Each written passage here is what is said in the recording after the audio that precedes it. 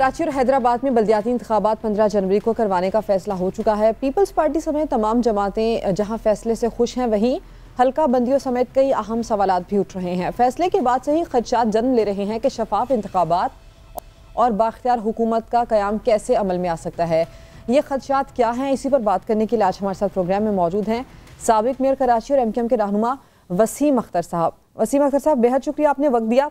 सबसे पहले तो आप हमें ये बता दें कि कल आने वाले फैसले को आप सराहते हैं, अच्छा फैसला आप समझते हैं या फिर आपके कुछ तहफ़्फ़ुज़ात हैं? और आपने इससे पहले ही कह दिया कि प्री पोल रिग्ड इलेक्शन नहीं चाहते, साफ शफाफ इलेक्शन चाहते हैं, बाख्तियार और मजबूत मेयर चाहते हैं। तो ये सब इन हालात में कैसे मुमकिन होगा सर? देखें, इलेक्शन कमीशन हो, जुडिशरी हो, ये सब आइनी इदारे हैं, आइन का तहफ़्फ़ुज़ हासिल है इन्हें। मेरी नज़र में इनकी जिम्मेदारी बनती है कि आइन की जो भी सेक्शंस हैं, आर्टिकल्स हैं, उनकी भी प्रोटेक्शन की जाए। और इनकी भी जिम्मेदारी बनती है कि आइन में अगर एक शिक है, आर्टिकल 140A जो कहता है कि पावर्स एडमिनिस्ट्रेटिव और फाइनेंशियल नीचे तक जाने चाहिए, ठीक है, ये आइन कह रहा है जी। कोई सियासी जमात नहीं कह रही। इस आर्टिकल के पीछे मैं 4 साल एज अ मेयर चीखता रहा, आवाज बुलंद करता रहा कि आने वाला मेयर ऐसा हो कम से कम जिसके पास माली इख्तियारात हों और एडमिनिस्ट्रेटिव पावर्स हों ताकि वो डिलीवर कर सके। हम कोर्ट में गए, सुप्रीम कोर्ट का फैसला आ गया कि 140A आर्टिकल को इंप्लीमेंट किया जाए इन लेटर इन स्पिरिट, जो कि गुलजार साहब ने दिया। अच्छा। अब मेरा जो ये इलेक्शन कमीशन ने फैसला दिया है, देखें, इलेक्शन तो हो जाने चाहिए थे जब मैं एज अ मेयर 28 अगस्त को हटा था 2020 में। 120 दिन के बाद इलेक्शन हो जाने चाहिए थे। जब इलेक्शन कमीशन क्यों नहीं चीखा या बोला या कोई और सियासी जमात क्यों नहीं बोली, जब तो सब खामोश रहे। 2 साल गुजर गए। मैं मुसलसल हैमर कर रहा हूं, पार्टी हैमर कर रही है हमारी, कि अगर इलेक्शन कराना है तो एक बड़े शहर का इलेक्शन करना जा रहे हो आप। 3.5 करोड़ की आबादी है, 2 पोर्ट्स हैं, टैक्स देता है पूरे मुल्क को, तो इलेक्शन तो कम से कम सही तरह कराएं ना सर। आपने पूरे, वही बोल रहा हूं, पूरे शहर को आधा गिन दिया। फिर आपने डिलिमिटेशन जो की वो अपनी मर्जी से की, हल्का बंदियां। आपके इलाके में, आपके जो एरियाज हैं उसमें आपने 20-20 हजार की यूसीज बना दी। जो MQM डोमिनेटेड एरियाज हैं उसमें 80-80, 90-90 हजार की यूसी बना दी। सर, आप यही बात कर रहे थे, कल मैं आपकी गुफ्तगू सुन रही थी, आप यही कह रहे थे कि मर्जी की हल्का बंदियां की जा रही हैं, हल्का बंदियां खिलाफे कानून की जा रही हैं। इन सारे तहफ़्फ़ुज़ात के रहते हुए कैसे उम्मीद कर सकते हैं आपके साफ शफाफ इंतखाबात होंगे? और अगर ये बल्दियाती इंतखाबात आपके मुतालिबात के मुताबिक नहीं होते सर, तो क्या होगा उस एग्रीमेंट का जो आपका हुकूमत के साथ है? आप ये कहते भी हैं कि आपके वोट की बड़ी अहमियत है, तो क्या आप पीछे हट जाएंगे फिर आप उस एग्रीमेंट से? सुने, अब आप भी कम से कम मेहरबानी करें कि उस जगह पे जल्दी से ना पहुंचें कि मैं फैसला क्या करूंगा। आप भी जरा ये अवाम को बताने की कोशिश करें कि इलेक्शन जरूर होने चाहिए, जल्द से जल्द होने चाहिए, मगर ये सारे मरहले तो सही कर लें, हल्का बंदियां ठीक कर लें, वोटर लिस्ट में बहुत घपले हैं, बहुत खराबियां हैं, उनको ठीक कर लें, सेंसस ठीक कर दें। ये जब तक नहीं किए जाएंगे तो सही मेयर कैसे आएगा? हम भागना नहीं चाह रहे इलेक्शन से, कोई भी मेयर आ जाए, मगर कम से कम जो आए वो कराची के अवाम के मसाइल तो हल करे।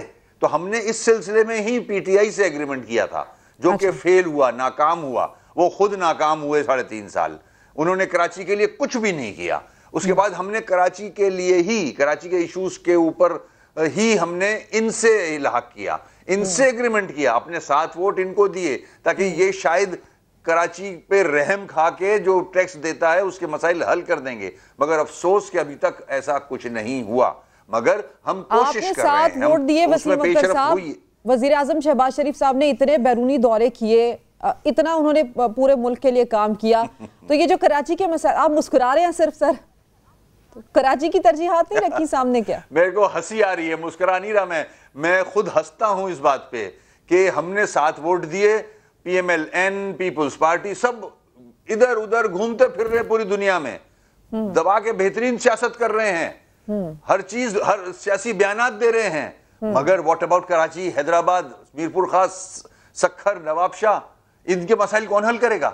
यहाँ पानी नहीं है पीने का साफ, सर यहाँ आपने सड़कें नहीं एक है, एग्रीमेंट किया हेल्थ पीटीआई नहीं के है, साथ, एजुकेशन वो नहीं एक है। मिसएडवेंचर मैंने हो गया। ये 7 वोट दूसरी इसलिए बार फिर दिए कैसे थे एतमाद कि कर ये लिया? मसाइल हल हों। सही। मैंने ये 7 वोट इसलिए दिए थे ये मसाइल हल हों, इसलिए मुझे हंसी आ रही है हमारी नेक नियति पे। हम जाहिर है उस किस्म के पॉलिटिशियन नहीं है जिस किस्म के ये हैं जद्दी पुश्ती, मगर हम अपने हकूक के लिए तो आवाज बुलंद कर सकते हैं, जो कि हम कर रहे हैं। अपना जो मैंडेट हमें मिला है, कराची वालों ने दिया है, उसको सही इस्तेमाल करना चाह रहे हैं सर, कि अब वो मसाइल नतीजे हल की हो जाए बात कर कराची लें के। कि ये जो 7 वोट आपने दे दिए, वजीर आजम साहब बन गए, कराची के मसाइल हल नहीं हुए, अब इन वोटों का क्या करेंगे? देखें, हम अभी भी कोशिश कर रहे हैं कि सही हल्का बंदियां हों और जो वादे किए हैं, जो एग्रीमेंट किए हैं, उन पे इम्प्लीमेंटेशन हो। अभी भी वक्त है। हम मीटिंग्स में पीएम साहब को भी बता चुके हैं, आसिफ साहब को भी, बिलावल साहब को भी, पूरी टीम को, कि ये मसाइल हल करें। तो देखते हैं, अभी 54 डेज इलेक्शन आगे बढ़ा है, उससे पहले जो हमारे एग्रीमेंट्स हुए हैं पीपल्स पार्टी के साथ वो पूरे करते हैं या नहीं। अगर विद इन दिस पीरियड ये नहीं करते तो जाहिर है फिर राब्ता कमेटी के साथ हम बैठेंगे, अपने कारकुनों में जाएंगे और अगले लाएअमल का ऐलान करेंगे। 15 जनवरी को तो इंतखाबात होंगे, यानी कि वक्त बेहद कम है तैयारियों के लिए। तो इस टाइम पीरियड की डेडलाइन आपने क्या दी? 15 जनवरी से पहले ही 15 जनवरी से पहले ही हम इंशाल्लाह फैसला करेंगे कि अगर ये हमारे मसाइल हल नहीं होते तो हम कारकुनों से भी पूछेंगे, जो हमारे पैनल पे लोग खड़े हैं इलेक्शन कॉन्टेस्ट करने के लिए, उनसे भी बात करेंगे और पूरी पार्टी को सामने लेके बैठेंगे और कोई अगले लाएअमल का ऐलान करेंगे इंशाल्लाह। अच्छा वसीम अख्तर साहब, एक तो मुझे आप ये भी बता दें कि इस इलेक्शन को जीतने के लिए एमक्यूएम की क्या तैयारी है, और गुज़श्ता तकरीबन 3 हफ्तों से कराची के बल्दियाती इंतखाबात को मैं प्रोग्राम में डिस्कस कर रही हूँ। एज अ साबिक मेयर आप क्या समझते हैं कि कराची के मसाइल बेहतर तरीके से कैसे हल हो सकते हैं? फंड्स के मसाइल, बल्दियाती इदारों के मसाइल, टूटी सड़कों से लेकर साफ पानी तक के मसाइल वही के वही है, लेकिन सर अवाम टैक्स देकर भी अपना हक नहीं ले पाते। क्यों कराची के स्टेक होल्डर्स होने की तमाम दावेदार जमातें अपनी तरजीहात नहीं बदलती? सर हमने तो अपनी तरजीहात बदली हैं। हमने कराची के अवाम की खातिर, मसाइल की खातिर ही दोनों जमातों से एग्रीमेंट किया है। अब बॉल उनके कोर्ट में है, वो नहीं करते तो कराची के जो वोटर्स हैं, सपोर्टर्स हैं हमारे, वो खुद देख लें कि हम पूरी कोशिश कर रहे हैं मगर ये इंटरेस्टेड नहीं है। यहाँ से टैक्स तो ले जाते हैं मगर कराची के मसाइल हल नहीं करते। जब तक बाइख्तियार बल्दिया काउंसिल नहीं होगी, मेयर मजबूत नहीं होगा, कराची के मसाइल कोई हल नहीं कर सकता।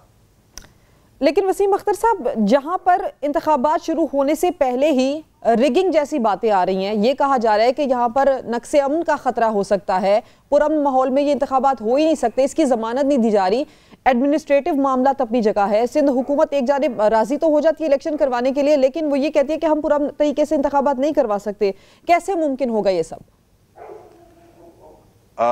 उन्होंने लिख के दिया है, इलेक्शन कमीशन को दिया है कि वो असिस्ट नहीं कर सकते, वो सिक्योरिटी प्रोवाइड नहीं कर सकते। इलेक्शन कमीशन की जिम्मेदारी है ये कानूनी आईनी के फेयर, फ्री, जस्ट और ऐसा इलेक्शन कराया जाए जिसमें खून खराबा ना हो, पीसफुल इलेक्शन।